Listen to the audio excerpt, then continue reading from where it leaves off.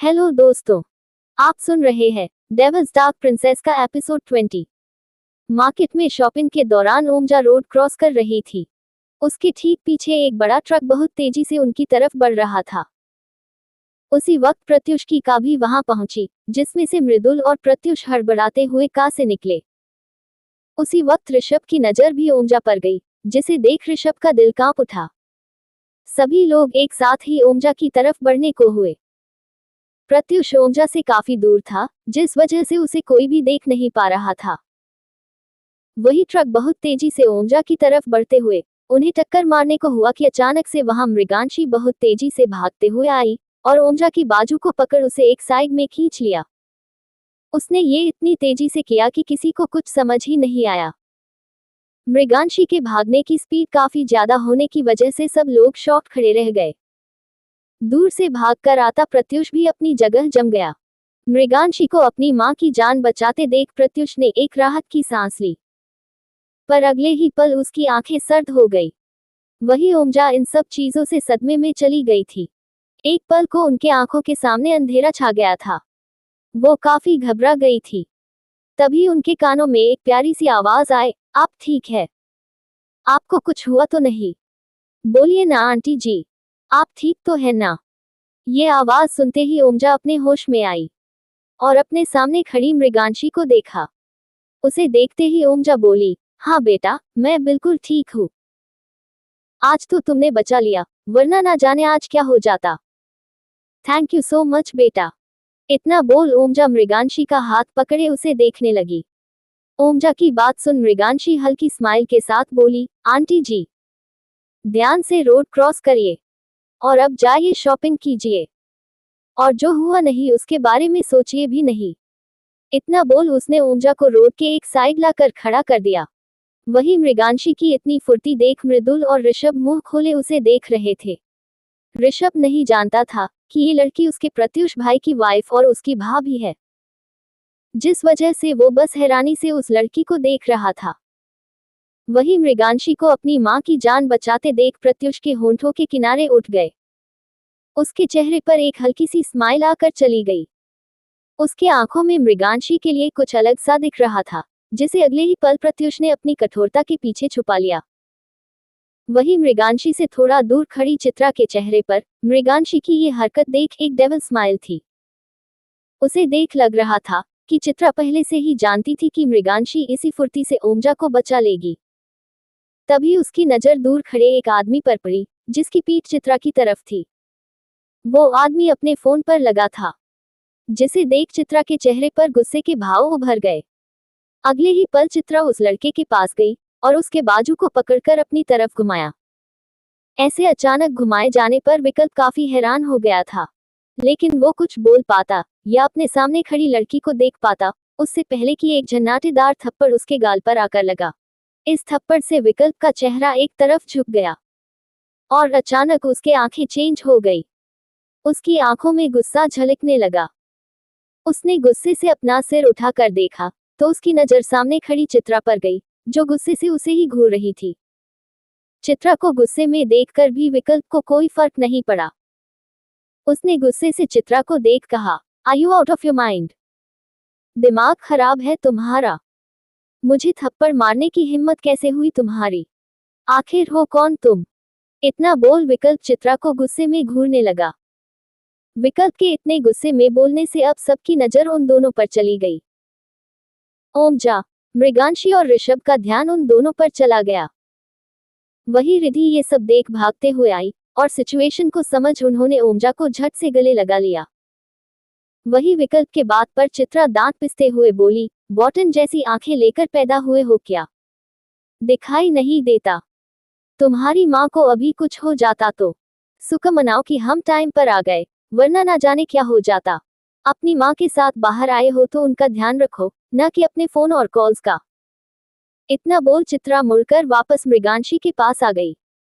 चित्रा की बात सुन और उसकी हरकत देख विकल्प गुस्से से पागल हुए जा रहा था, लेकिन सबको इस तरह घबराया देख उसे सारी सिचुएशन समझ आ गई। इसीलिए उसने चित्रा को देख मन ही मन कहा, तुम्हारी इस हरकत की सजा तो तुम्हें जरूर मिलेगी।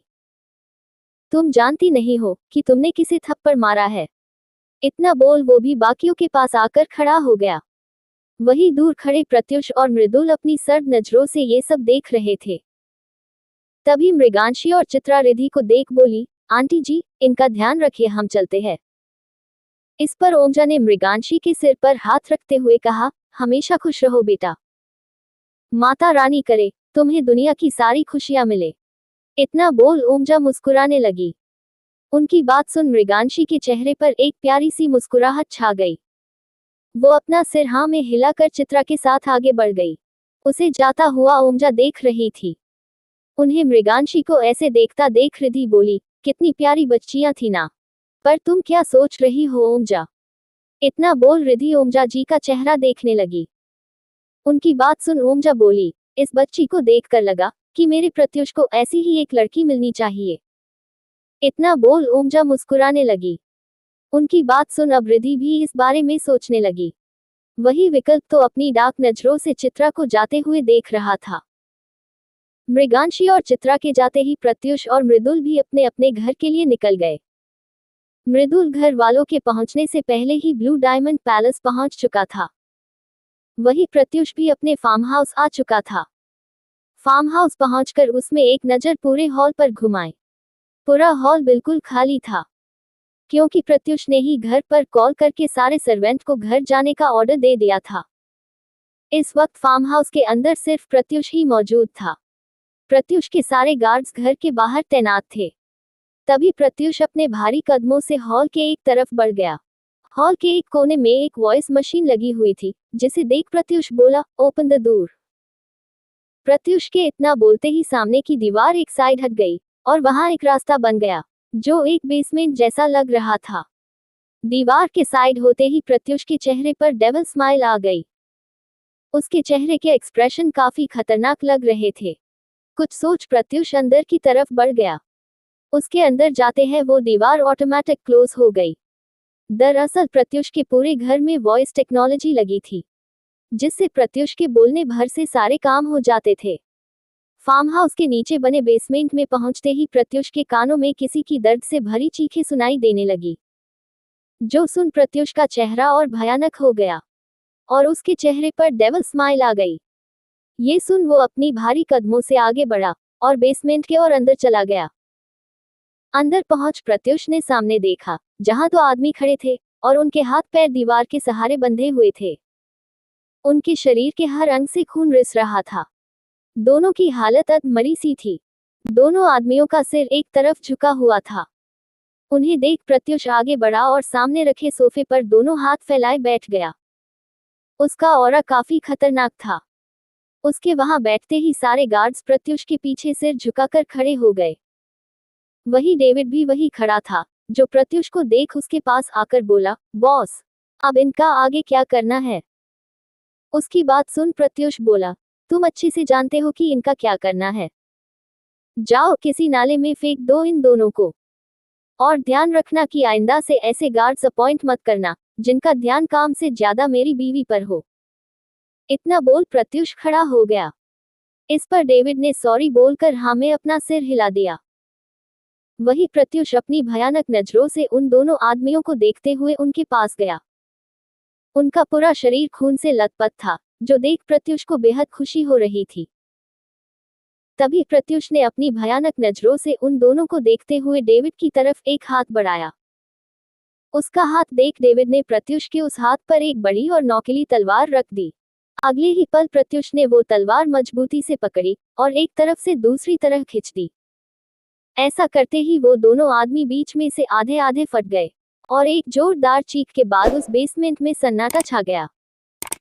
सामने पड़े दो लाशों को इस तरह देखकर भी प्रत्युष के चेहरे के एक्सप्रेशन बिल्कुल नहीं बदले। उसे देख लग रहा था कि ये सब करना और इन सब के बीच रहना प्रत्युष का रोज का काम है। उन लाशों को देखते हुए प्रत्युष के आंखों में वो पल चल रहा था, जब ये दोनों गार्ड्स मृगांशी को अपनी गंदी नजरों से देख रहे थे। तभी प्रत्युष बिना कुछ बोले वहां से बाहर निकल गया और अपने कमरे में चला गया।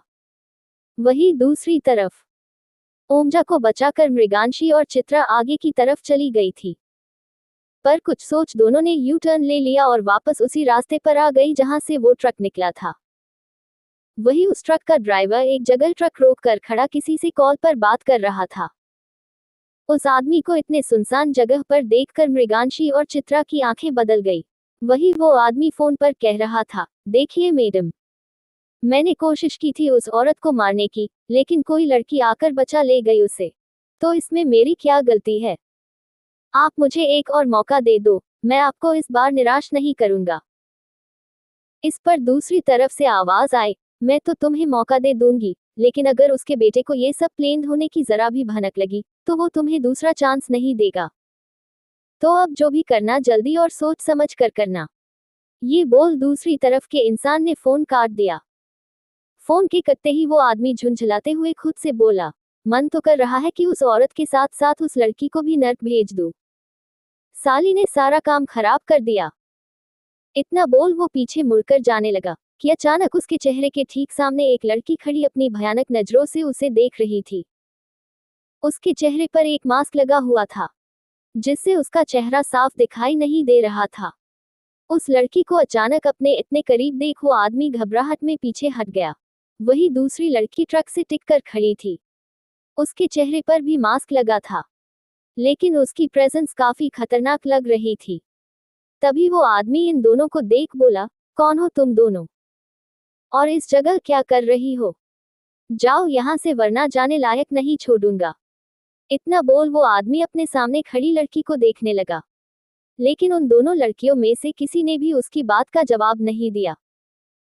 कि तभी वो आदमी टेंशन की वजह से गुस्से में आ गया और अपने हाथ से पहली लड़की का बाजू पकड़ उसे एक साइड करने को हुआ कि अगले ही पल उस जगह एक जोरदार चीख गूंज गई, क्योंकि उस आदमी के हाथ पकड़ने से उस लड़की का गुस्सा इतना बढ़ गया कि उसने एक ही मूव से उस आदमी का हाथ तोड़ दिया, जिससे वो आदमी तड़पते हुए जमीन पर गिर गया। उसके गिरते ही ट्रक से टिकी हुई लड़की आगे बढ़ी और अपनी भारी कदमों से उस ड्राइवर के पास आकर खड़ी हो गई। उस लड़की से काफी नेगेटिव वाइब आ रही थी। उसका ऑरा इस वक्त काफी खतरनाक लग रहा था। वो ड्राइवर जैसे ही उस लड़की को अपने करीब आते देखता है, उसकी हालत खराब होने लगती है। तभी वो आदमी हिम्मत करके खड़ा होता है और पीछे मुड़ भागने को होता है कि अचानक वो लड़की उस आदमी का गला पीछे से पकड़ लेती है। ऐसा करते हुए उस लड़की की आंखें बेहद दाग थी। उसकी इस हरकत से ड्राइवर कुछ कह पाता उससे पहले ही उस लड़की ने एक झटके में उस ड्राइवर की गर्दन तोड़ दी। गर्दन टूटते ही उस आदमी का शरीर बिल्कुल शांत हो गया, जो देख पीछे खड़ी लड़की के चेहरे पर इवल स्माइल आ गई। ये सब करने के बाद वो दोनों लड़कियां बिना देर किए वहां से तुरंत निकल गई। दूसरी तरफ ब्लू डायमंड पैलेस में ओमजा, रिद्धि, विकल्प और ऋषभ सब घर पहुंचे। शाम के 8 बज जाने की वजह से सभी अंदर आकर सीधे डाइनिंग टेबल पर जाकर बैठ गए। ओमजा इस वक्त भी घबराई हुई थी। उसके दिल में ये बात बैठ गई थी कि अगर टाइम पर वो लड़की वहां ना पहुंचती तो इस वक्त ओमजा शायद इस दुनिया में ना रहती। यही सोचकर ओमजा की हालत खराब हो रही थी। उसकी ऐसी हालत देख रिद्धि उसके कंधे पर हाथ रख बोली, ओमजा, जो हुआ नहीं उसके बारे में सोचकर टेंशन मत लो, सब ठीक हो जाएगा। इस पर ओमजा ने बिना कुछ बोले अपना सिर हाँ में हिला दिया और शांत होने की कोशिश करने लगी। वही विकल्प की नजर जब इन सब चीजों पर पड़ी तो उसे अंदर से बुरा फील होने लगा। उसे भी अब ये ख्याल खाए जा रहा था कि आज अगर वो लड़की टाइम पर नहीं आती तो ना जाने उसकी माँ का क्या होता। ये सब याद करते हुए उसकी आंखें काफी नॉर्मल थी, पर अचानक ही उसको चित्रा का मारा हुआ थप्पड़ याद आ गया, जो याद करते ही विकल्प का चेहरा वापस दाग हो गया। तभी उसे अपने कंधे पर किसी का हाथ महसूस हुआ, जो महसूस कर विकल्प ने अपना सिर घुमा कर देखा तो ऋषभ उसके कंधे पर हाथ रखे मुस्कुरा रहा था। ये देख विकल्प ने गुस्से से उसे घूरकर उसका हाथ अपने कंधे से झटक दिया। वहीं दूसरी तरफ प्रत्युष के फार्म हाउस में प्रत्युष अपने कमरे में शर्टलेस बैठा हुआ था। उसका चौड़ा सीना बेहद अट्रैक्टिव लग रहा था। उसके पीठ का चील वाला टैटू उसे काफी डेंजरस लुक दे रहा था। वो अपने कमरे के सोफे पर लेटा वाइन पी रहा था। उसकी आंखें काफी लाल थी और उसके दिमाग में मृगांशी से मुलाकात से लेकर अभी तक की सभी बातें चल रही थी। उसे मृगांशी का वो बेहद मासूम चेहरा याद आ रहा था, जो उसके मन में झुंझलाहट पैदा कर रहा था।